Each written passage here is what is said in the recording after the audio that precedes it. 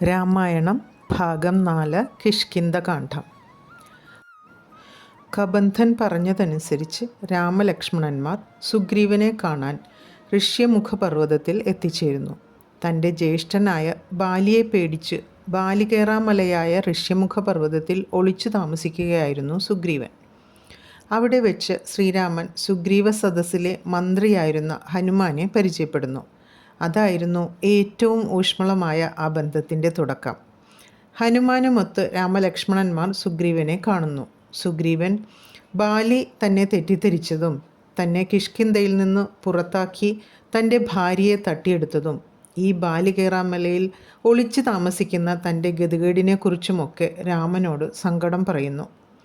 തൻ്റെ സഹോദരനായ ബാലിയെ തോൽപ്പിക്കാതെ തൻ്റെ രാജ്യമായ കിഷ്കിന്ധയിലേക്ക് തിരിച്ചു പോകാൻ കഴിയില്ലെന്നും അങ്ങനെയല്ലാതെ രാമനെ സഹായിക്കാൻ കഴിയില്ല എന്നും സുഗ്രീവൻ പറയുന്നു.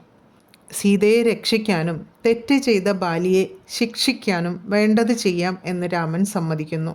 സുഗ്രീവൻ രാമലക്ഷ്മണന്മാരോടൊപ്പം കിഷ്കിന്ധയിൽ തിരിച്ചെത്തി ബാലിയെ യുദ്ധത്തിന് വെല്ലുവിളിക്കുന്നു. തുടർന്ന് സുഗ്രീവനും ബാലിയും തമ്മിലുള്ള യുദ്ധത്തിൽ ഒരു മരത്തിനു പിന്നിൽ ഒളിച്ചിരുന്നു കൊണ്ട് രാമൻ ബാലിയെ അമ്പെയ്തു കൊല്ലുന്നു. സുഗ്രീവൻ കിഷ്കിന്ധയിലെ രാജാവാകുന്നു.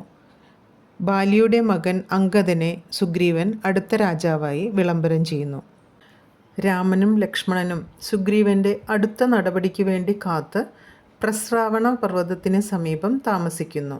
പക്ഷേ രാജകീയ ജീവിതം ആസ്വദിക്കുന്ന സുഗ്രീവൻ തൻ്റെ വാക്കു മറക്കുന്നു.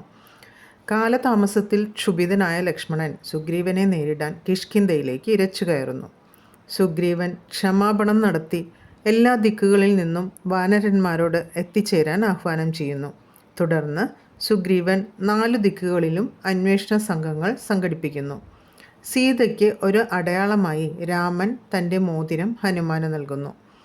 ഏറ്റവും പ്രധാനപ്പെട്ട തെക്കുഭാഗത്ത് അന്വേഷണ സംഘത്തിൽ ഹനുമാൻ, അംഗദൻ, ജാംബവാൻ, നളൻ എന്നിവർ ഉൾപ്പെടുന്നു.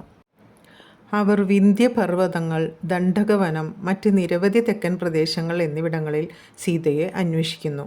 എന്നാൽ സീതാദേവിയെ കണ്ടെത്തുന്നതിൽ പരാജയപ്പെടുന്ന സംഘം സ്വയംപ്രഭ ഗുഹയിൽ നിരാശയോടെ വിശ്രമിക്കുന്നു.